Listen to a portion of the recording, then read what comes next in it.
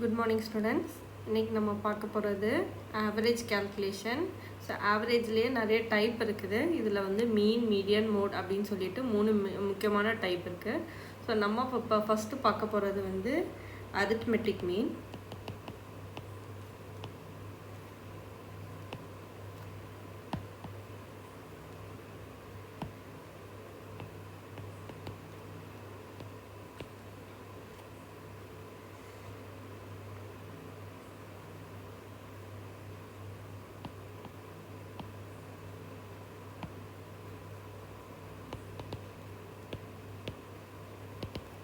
So இந்த arithmetic meanலயுமே மூணு type of datas வச்சு நம்ம பார்க்க போறோம். So first டேட்டா பாத்தீங்கன்னா individual டேட்டான்னு சொல்லுவோம்.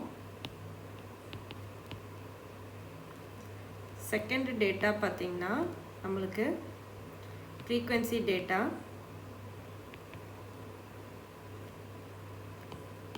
தேர்ட் பாத்தீங்கன்னா continuous டேட்டா. So இந்த frequency டேட்டான்றத discrete டேட்டான்னு சொல்லுவோம். So இதில் நம்ம பார்க்க போகிறது இந்த first method individual data. Suppose இந்த individual dataல நம்மளுக்கு டேட்டாஸ் கொடுக்கிறது 12, 50, 10, 9, 11, 14, 6 அப்படின்னு கொடுத்துருக்காங்கன்னா ஸோ எப்படி வந்து இதுக்கு நம்ம arithmetic mean கண்டுபிடிக்க போகிறோம். ஸோ arithmetic meanோட ஃபார்முலா பார்த்தீங்கன்னா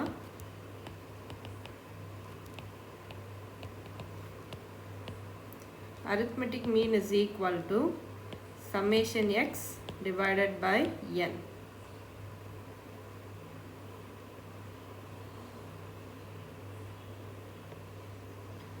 இதுல summation x அப்படின்றது என்னன்னா இதுதான் நம்மளோட x values x1 x2 x3 x4 அப்படின்றது 12 50 10 9 11ன்றத குறிக்கிறது.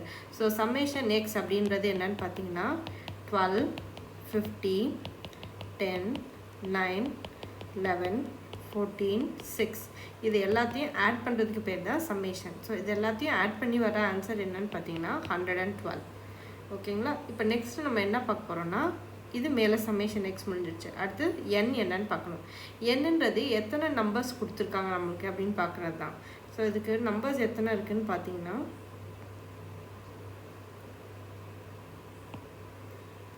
1 2 3 4 5 6 7.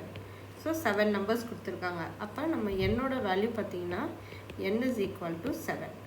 ஸோ arithmetic மீனை am அப்படின்னு ஷார்ட் ஃபார்மில் எழுதுவோம். So am summation x divided by n is equal to 112 divided by 7. So 112 7ஆல் divide பண்ணிங்கன்னா உங்களுக்கு 16 கிடைக்கும். ஸோ arithmetic mean அதோட இன்னொரு நோட்டேஷன் பார்த்தீங்கன்னா எக்ஸ் பாரோட வேல்யூ 16. ஓகேவா? இப்படி தான் நம்ம arithmetic mean கண்டுபிடிக்க முடியும். Thank you students.